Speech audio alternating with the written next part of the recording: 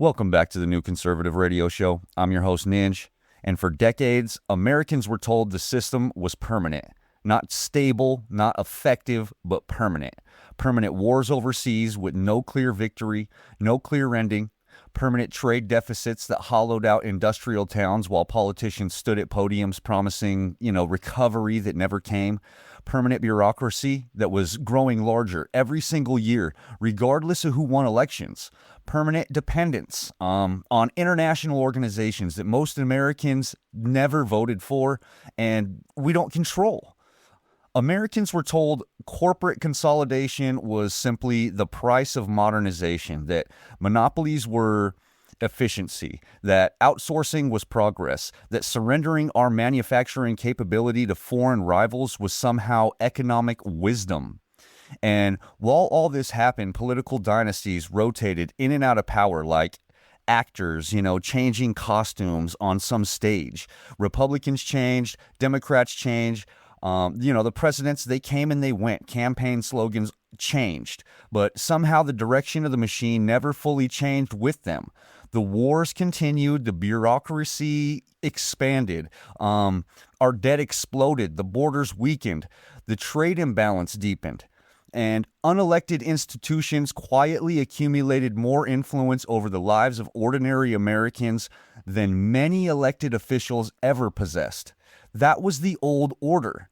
The international, interconnected structure of bureaucracies, intelligence agencies, multinational finance, media influence, global trade systems, international courts, fucking lobbying networks, and permanent political operations that seemed untouchable no matter how angry we became. And then all of a sudden, Donald Trump walked into Washington.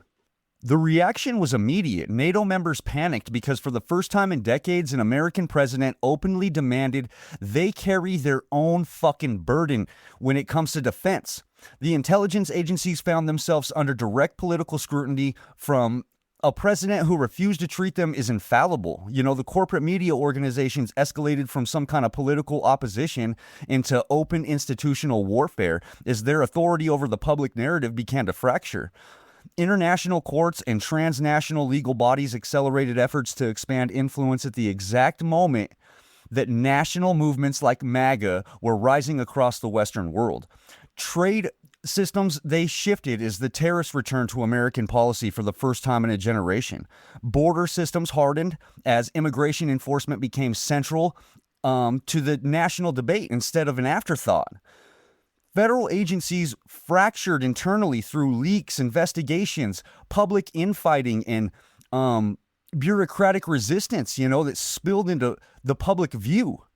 And across Europe and Canada, leaders quietly began discussing new alliances and strategic strategies or structures to build around the possibility that America under Trump might not no longer serve as unquestioned center of the post-Cold War global order. Think about that. The reaction to Donald Trump was never normal political opposition because this was never just another presidency. This was a disruption event, not simply to one party and not simply just to Washington, but to systems that had operated largely without serious challenge for decades. Tonight, we're going to go beyond the headlines. We're breaking down the organizations, institutions, alliances, financial structures, legal systems, and political networks that Donald Trump forced into defensive posture for the first time in generations, because this story is bigger than personalities. It's bigger than tweets. It's bigger than campaign rallies. This is about power. Who has it? Who keeps it? Who benefits from it? And what happens when millions of people begin questioning institutions that once believed they would never be questioned again? The old order depended on one thing above all else, and that's the belief that it was permanent. But tonight, those systems are no longer projecting the confidence that they once did. They're reacting and adapting, and in many cases, they're shaking. And once you begin to look beyond the headlines and the endless media spectacle surrounding Donald Trump, you start seeing what may have triggered the deepest panic inside of Washington. It wasn't simply his personality or his tweets or his rallies. It was the fact that he challenged something that presidents from both parties had largely learned to accommodate, and that's the administrative state. For decades, federal agencies accumulated enormous power with, limited public accountability. And that wasn't overnight.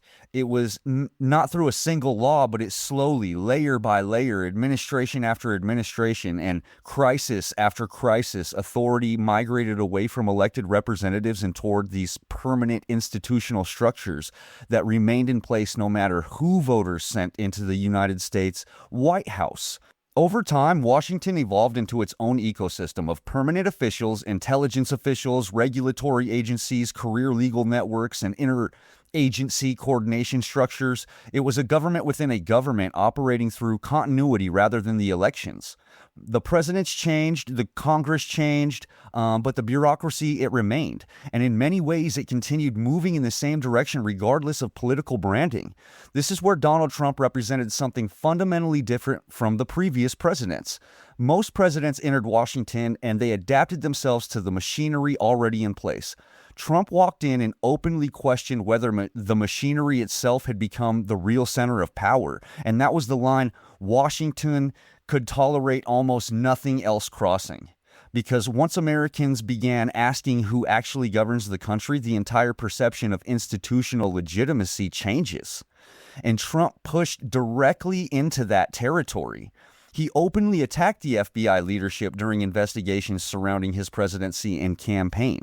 He challenged intelligence assessments publicly instead of treating intelligence agencies as untouchable arbiters of truth. He criticized what he viewed as politicized culture instead of the Department of Justice. He attacked regulatory overreach from agencies that increasingly shaped national policy without any direct voter accountability. And perhaps most importantly, his administration reviewed discussions around Schedule F, a proposal designed to make it easier to remove entrenched federal employees involved in policy-making roles. Now, understanding why that mattered, for generations, many high-level bureaucracy positions effectively operated with enormous insulation from political consequences. So administrations came and went, but the institutional core remained intact. And Schedule F threatened that permanence. Supporters argued it would restore democratic accountability by allowing elected leadership to remove officials actively shaping policy while resisting administration priorities. But critics warned it would prioritize or politicize the civil service and destabilize the institutional expertise. But inside Washington, the reaction revealed something that was much larger, and that's fear. Because for the first time in generations, a sitting president openly questioned whether unelected institutional power had surpassed elected authority itself. That's an extraordinarily dangerous conversation for the permanent political class, not because the question is entirely new, but because it was suddenly being discussed publicly by millions of Americans who previously never thought about how much power exists outside of that ballot box. And once people begin noticing institutional permanence, they start asking harder questions. Who actually writes the policy, and who actually controls enforcement, or who decides who gets investigated and what gets ignored? Who remains in power regardless of elections? Those questions strike at the foundation of the modern administrative state. And whether Americans agree with Trump or oppose him, one reality becomes impossible to deny, and that's invisible machinery of government is no longer invisible, guys. And once you understand the battle over the administrative state, the next conflict becomes much easier to recognize, because the struggle over power isn't confined to Washington. It expands far beyond the American borders. The same debate happening inside the United States over unelected institutional authority is also happening internationally through courts, tribunals, global governance bodies, and legal organizations that increasingly claim influence above sovereign nations themselves. That's why recent attention surrounding Louise Arbour ignited a much larger debate that has been building quietly for years, not simply about Canada and not about one appointment, but about the future relationship between national sovereignty and international legal power. At the center of that debate sits the International Criminal Court, the ICC. And it was created with the idea that international institutions should possess the authority to prosecute crimes that extend beyond national borders. Supporters argue that without international courts, governance, the power of government, military leaders and, political figures could act with total impunity in situations where domestic legal systems fail or refuse to act. So, to supporters, institutions like the ICC represent accountability beyond politics. It's a safeguard against unchecked power. But critics see something very different. They argue that these courts create unelected legal authority operating above, the sovereign nations, often without direct democratic accountability to the populations affected by their rulings. And once legal authority moves beyond borders, critics warn the national, self-governance, it begins eroding piece by piece, right? If you're allowing a larger court to govern over the rules of your nation, then what sovereignty do you really have? So that tension has exploded into public view during these MAGA Trump years because Donald Trump consistently rejects the supranational authority structures that he believes undermines our American sovereignty. His administration viewed many international institutions not as neutral arbiters, but as, political bodies increasingly shaped to ideological interests, right? Transnational networks and unelected legal activism. That conflict became especially intense surrounding disputes involving investigations touching American and allied military personnel. And then something unprecedented happened. The Trump administration sanctioned ICC officials. Think about the significance of that moment. An American president openly using sanctions against members of an international court. That was not symbolic diplomacy. That was a declaration of political resistance against the expansion of international legal authority over the United States itself. The message coming from the administration was unmistakable. American sovereignty does not answer to unelected foreign tribunals. That single position represented a direct collision between two competing versions of the modern world.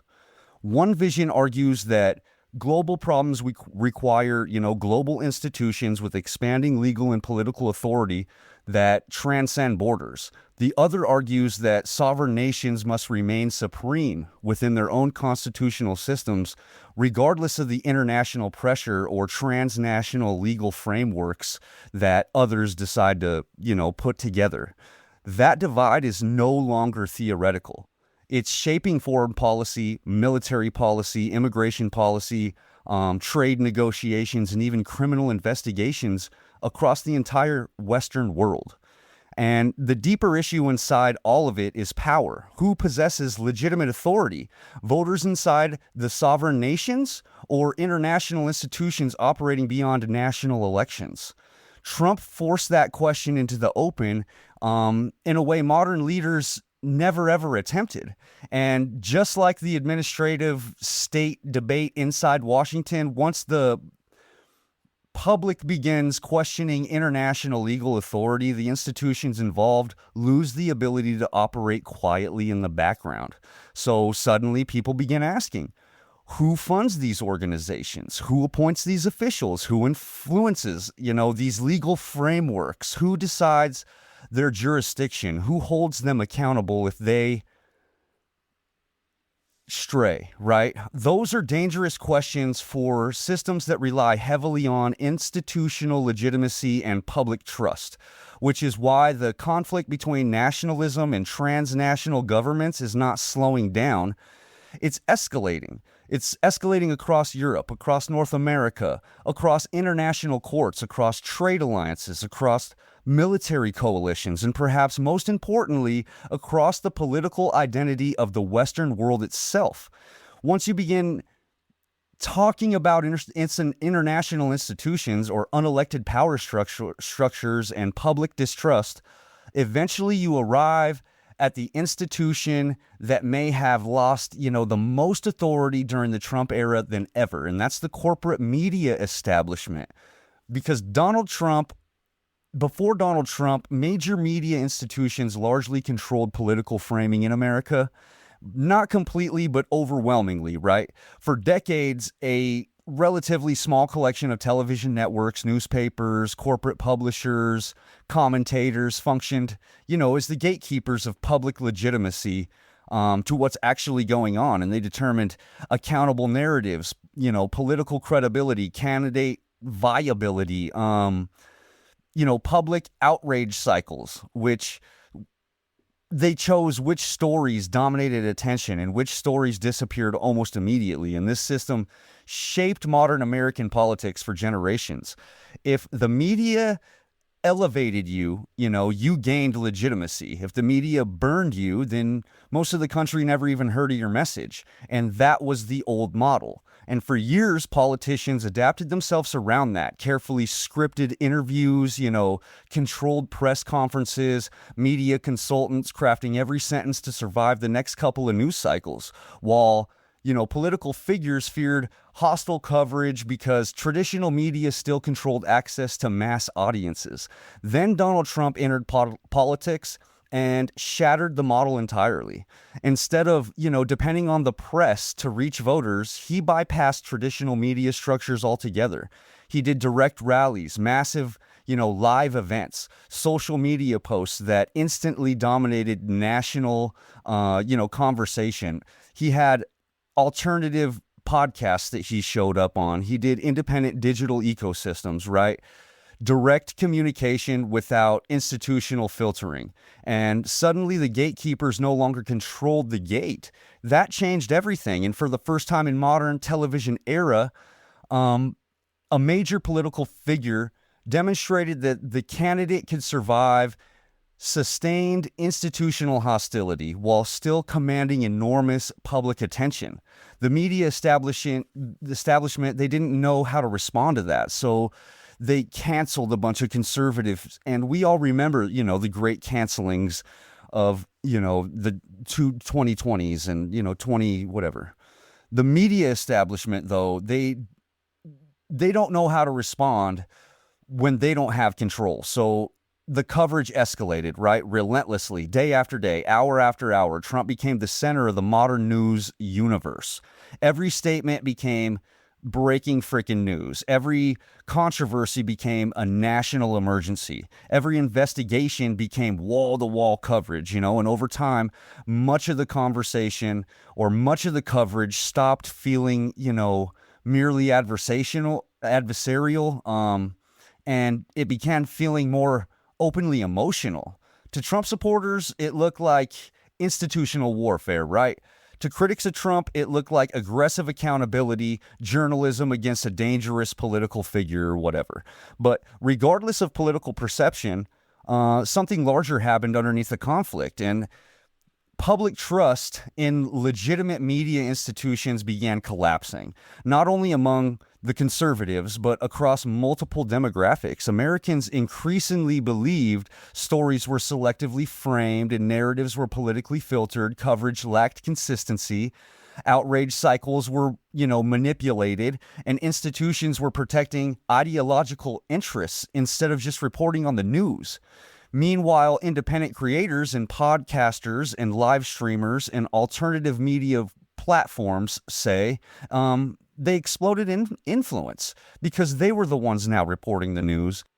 We all watched the information monopoly fracture in real time, and that might be one of the most historical, important shifts of the entire Trump era because information control has always been one of the central pillars of institutional power. Once institutions lose the ability to shape a single dominant narrative, public consensus becomes harder to manufacture, and competing realities emerge. Alternative interpretations spread rapidly, right? Institutional credibility weakens as it has, and the old hierarchy, it begins to fall apart.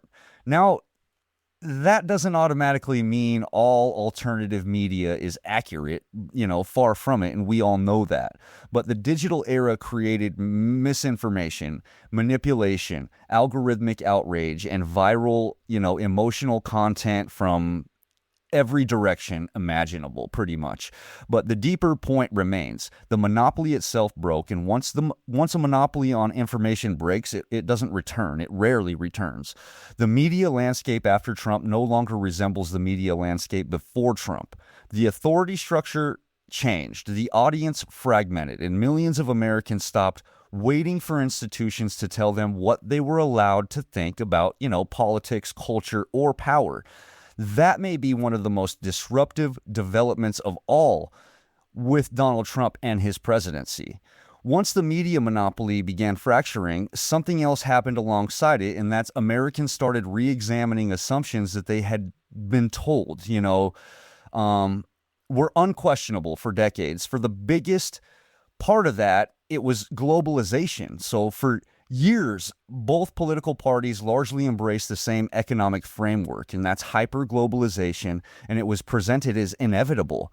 Manufacturing moving overseas, that was described as modernization. Cheap foreign labor was framed as efficiency. Global supply integration, it was treated as economic evolution that nobody could realistically stop, right? Wall Street loved it. Multinational corporations, they loved it. Financial markets, they expanded around it. But while investors and multinational, institutions benefited from global integration, many American industrial communities experienced something very different. We had factories closed, steel towns deteriorated, manufacturing hubs hollowed out, Entire generations watched stable middle-class jobs disappear while political leaders insisted the economy had, never been stronger or whatever, every single election cycle. And, the most important thing is the United States gradually built economic dependence on countries that were not allies. And they're not allies in the traditional sense at all, but they're actually geopolitical competitors. The dependence became deeply embedded in the modern global economy. So supply chains stretched across continents. Critical manufacturing moved overseas. Essential materials became internationally dependent, right? America increasingly consumed products it no longer produced at scale itself. And for the first time in decades, economic nationalism returned to the center of American political debate, not just border nationalism, economic nationalism. The idea that national survival depended on maintaining domestic production capacity, industrial infrastructure, strategic manufacturing, and supply chain independence. At the time, many establishment voices treated those warnings as outdated, protectionism. And then COVID came, and suddenly the vulnerabilities became impossible to ignore. Medicine shortages, semiconductor shortages, shipping disruptions, food instability, critical supply bottlenecks, right? Americans discovered in real time that the wealthiest nation on earth could not reliably produce enough essential goods during a global crisis without depending heavily on foreign supply chains. That realization changed the conversation permanently. What had once been, dismissed as old-fashioned nationalism suddenly became framed as national security, because once supply chains collapse, the consequences move beyond the economics, right? Now it affects medicine, technology, transportation, energy, defense, food. And once a nation becomes dependent on geopolitical rivals for critical infrastructure, economic vulnerability becomes strategic vulnerability. Trump forced that issue directly into public debate. Whether people agreed with his methods or not, he shattered the old assumption that globalization was questionably beneficial or irreversible.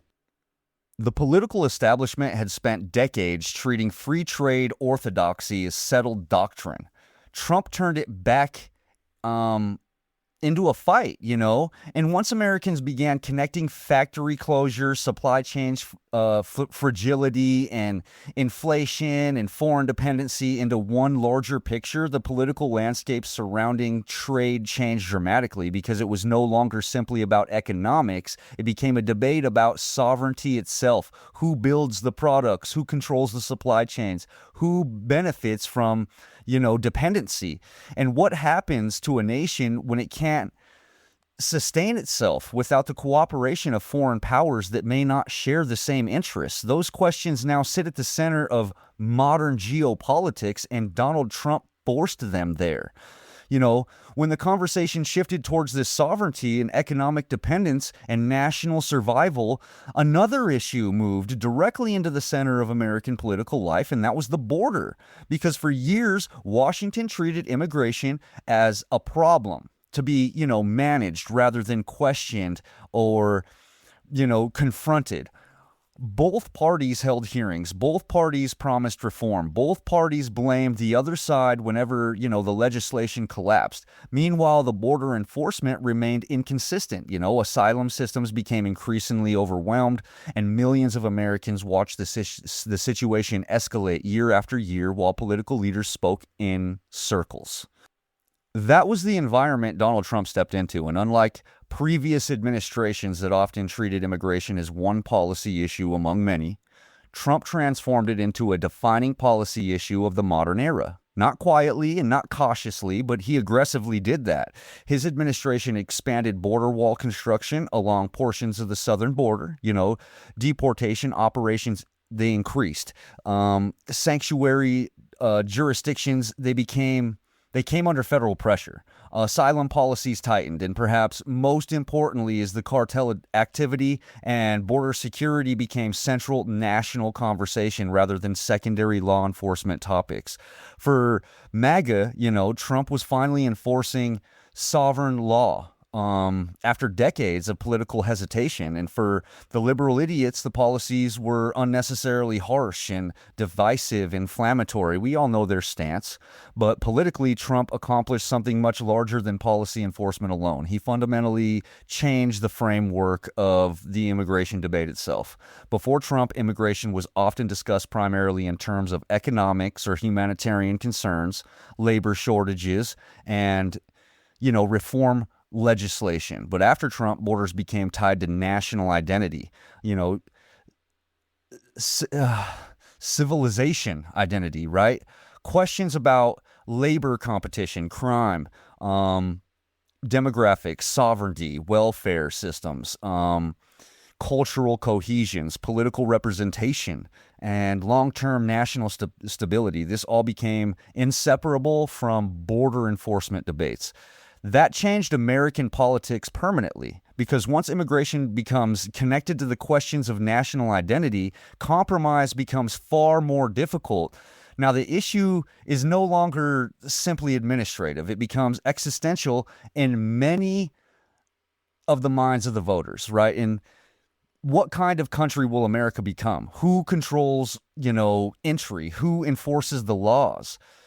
Who absorbs the economic cost of this? Who benefits politically? Who defines citizenship itself, right? Those questions intensified political polarization across the country, but they also expose something deeper underneath the debate, and that's a growing distrust in institutional control. Many Americans began feeling that large-scale systems affecting national life were operating without meaningful accountability, and that concern extended far beyond immigration, because if people believe borders are no longer fully controlled by elected governments, they eventually begin asking similar questions about other systems too. Who controls the economy? Who controls the markets? Who controls, the essential industries? Who benefits while ordinary Americans are always absorbing these consequences? And that begins to bring us directly into, the next major battlefield Trump forced into the public view, and that's corporate consolidation and growing concentration of power inside the American economy itself. Americans, we've begun questioning who controls the border. The conversation naturally expanded into another uncomfortable question, and that's who controls the food supply? COVID really forced us into this conversation, and it's because beneath the political battles over immigration and trade and globalization sits another system most Americans rarely thought about, right? Until prices started rising sharply at grocery stores across the country. And that's agriculture, food production, commodity control, and the concentration of economic power inside industries essential to national survival. The Trump administration recently drew attention to consolidation within the beef industry, where a relatively small number of major meat producers control enormous portions of production and distribution across the United States. On the surface, it sounded, like a narrow economic issue, but underneath it exposes something way larger. Across rural America, independent ranchers steadily declined. Family farms consolidated under larger corporate structures. Commodity control centralized into fewer hands, and concerns about foreign ownership of farmland or food infrastructure and strategic agricultural assets began expanding rapidly. For decades, many Americans assumed food abundance was simply automatic, that the shelves would always remain stocked, the supply chains would always function, that domestic production would always exist regardless of who controlled it. But the modern economy revealed something very different, right? When COVID hit us, we all saw how toilet paper was so scarce. And food, so food systems had become deeply interconnected with global finance, multinational corporations, international shipping, commodity speculation, and, concentrated processing power. And once distributions hit supply chains during the COVID era, Americans, they began recognizing how fragile that structure actually was, right? Suddenly people were asking questions that they had never asked in generations. Why are ranchers struggling while prices at the grocery stores keep climbing? And why are small producers disappearing while massive corporations keep expanding? Why do a handful of companies possess so much influence over, essential food systems, while who is benefiting from the consolidation and who absorbs the losses again? Those questions push the debate far beyond traditional partisan politics, because once Americans connect inflation and food costs and economic instability to concentrated corporate power, the conversation changes completely again. Now, it is no longer simply left versus right. It becomes centralized power versus public vulnerability. Trump increasingly targeted what MAGA views as monopolistic consolidation, right? Foreign leverage over strategic industries and cartel-style economic consolidation that weaken national resilience while enriching massive institutional interests.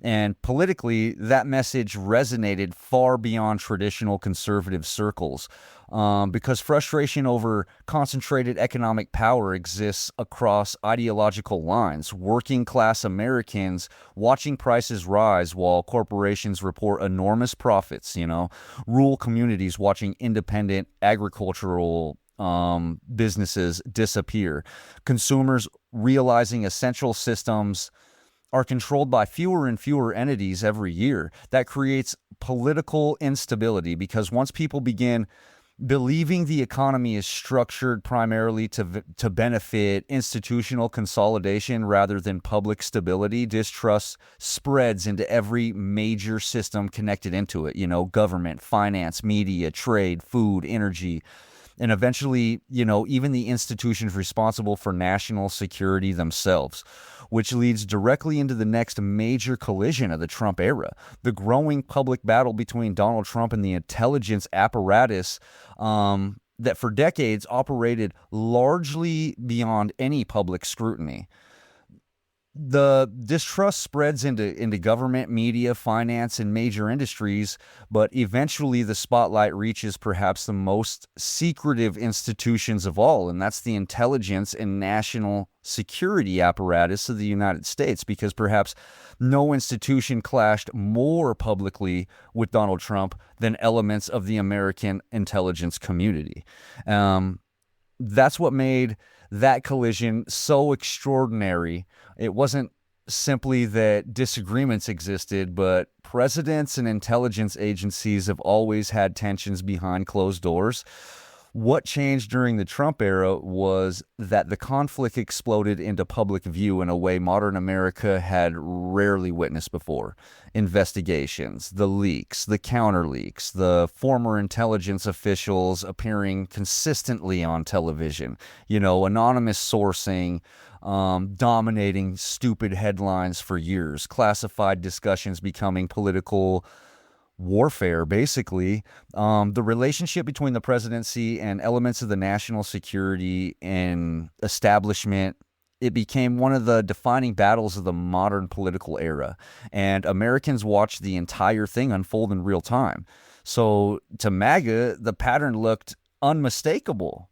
We saw enriched institutional resistance against the president who threatened long-standing systems of power. We believed elements inside intelligence structures, had become politically entangled and were actively attempting to undermine the elected president viewed as hostile to their existing order, right? Trump himself repeatedly pushed that argument publicly. He openly questioned intelligence assessments. He criticized surveillance actions.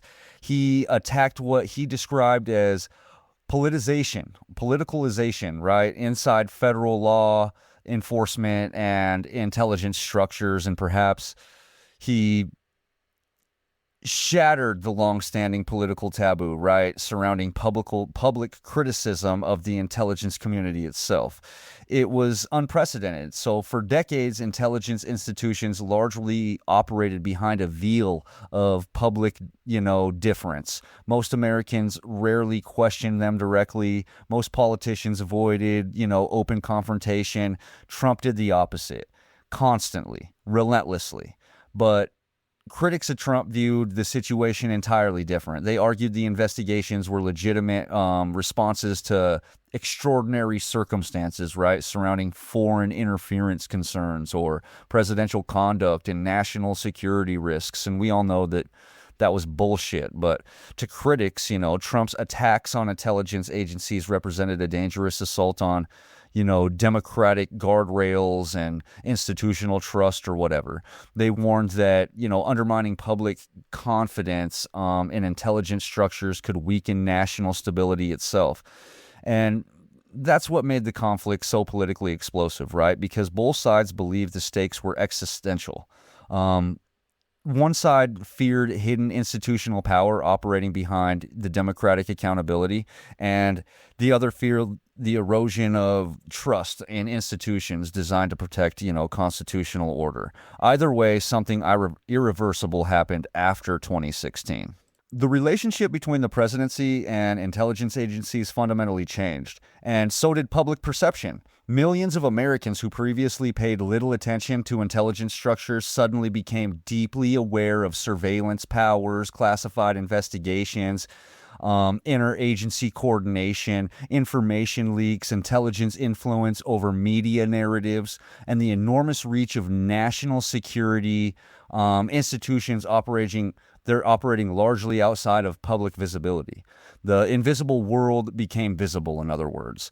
And once institutions that once operated quietly become subject to a mass political debate, their authority changes permanently. Now Americans openly debate questions that previously remained confined to closed policy circles. It's, how much power should intelligence agencies possess? Who oversees them? Can these institutions become politically influenced? How much secrecy is necessary? How much transparency is dangerous? And perhaps most importantly is what happens when large portions of the population stop fully trusting institutions responsible for national security. Those questions now sit directly at the center of modern American politics. But this conflict, it did not remain contained, inside of the United States, because while Washington battled internally, foreign governments and international allies were watching closely. They're watching the instability. They're watching the polarization. They're watching the rise of nationalism inside of America and quietly preparing for a world where the United States might no longer function the way that we had in the last 70 years. This brings me, to the next phase of this, and that's the global realignment and why foreign leaders began repositioning themselves politically, economically, and strategically in response to the distribution Trump introduced into the Western alliance system itself. And, while Americans were debating borders and trade and media influence, intelligence agencies, and institutional power here at home, foreign governments were studying something equally important from abroad. And the possibility of the United States itself was fundamentally changing, right? Because for decades, much of the Western alliance systems operated around one central assumption, and that's America's permanence, right? The assumption was simple. America will always pay. America will always defend. America will always stabilize. America will always guarantee shipping lanes. America will finance military umbrellas. America will absorb any economic shock. America will remain committed to maintaining the global order regardless of domestic policy changes, right? Entire international systems were built around that expectation. NATO defense structures, trade dependencies, currency stability, military coordination, diplomatic strategy. The post-Cold War order depended heavily on the predictability of the American leadership, right? When Donald Trump arrived and directly changed that assumption, not quietly, but publicly and aggressively, he pressured NATO members over defense spending and openly questioned why American taxpayers should continue carrying disproportionate burdens for wealthy, stupid fucking allied nations, right? He introduced tariffs not only against geopolitical rivals, but sometimes against allies themselves. He approached foreign policy less as ideological stewardship and more as transactional leverage. To MAGA, this is realism, and to the liberals or critics or whatever, it's instability. But regardless of your political perspective, the effect of foreign governments was immediate, right? Allies began preparing for the world that the United States might no longer operate according to the assumptions that governments operated under for the last 70 years. It's a world where NATO burdens shift, trade protectionism grows, American foreign policy becomes increasingly transactional, nationalist movements like MAGA spread internationally, and domestic political upheaval inside the United States reshapes global power balances. That's why, comments from leaders like Mark Carney, they matter far beyond ordinary diplomacy, because when foreign leaders begin discussing strategic independence from the United States, they are responding to more than one politician. They're responding to systemic disruption inside America itself.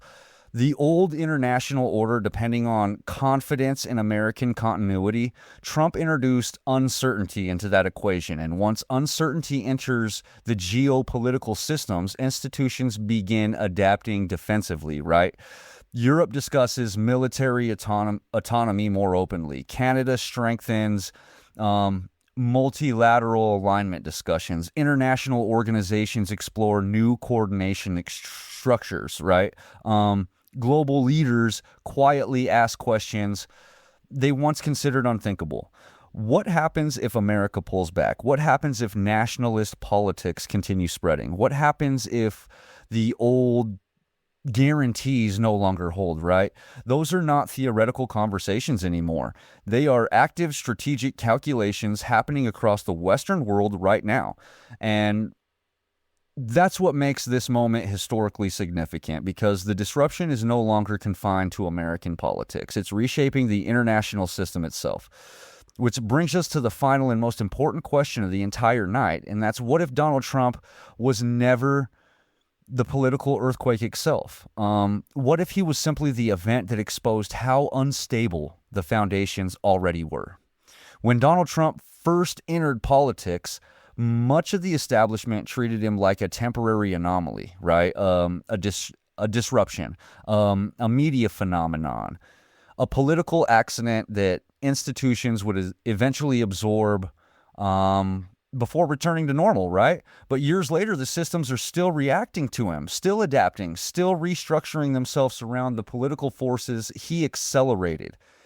And that tells you something critically important. This movement, it became structural to America. It's not emotional, it's not temporary, but it's structural. Because Trump did not simply change one part or one policy platform. He disrupted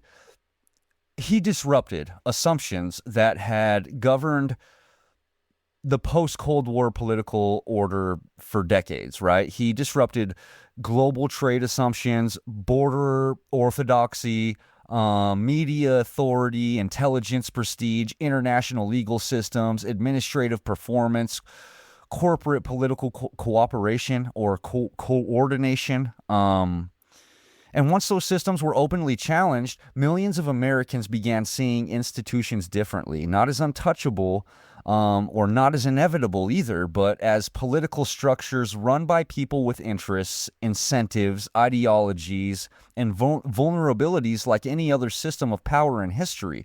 The realization changes countries. Whether people support Trump or oppose him, the larger reality is impossible to ignore. The political architecture that dominated the post-Cold War era no longer operates uncontested.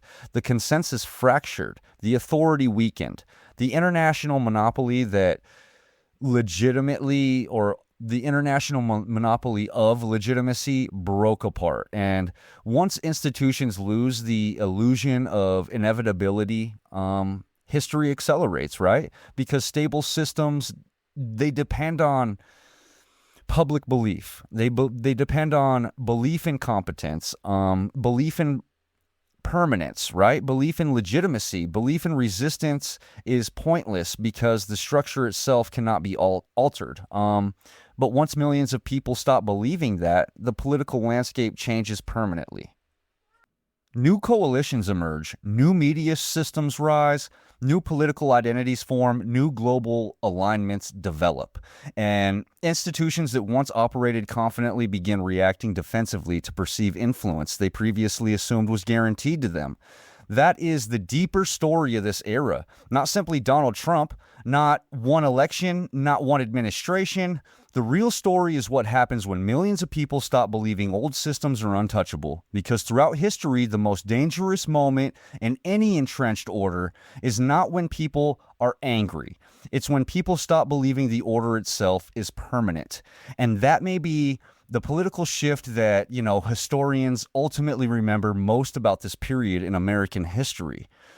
That's where tonight's conversation ultimately leads us. Not to one election, not to one politician, and not to one political party, but to a larger realization, spreading across the country and increasingly across the world. And that's systems that once appeared untouchable are now being openly challenged from every direction at the same time.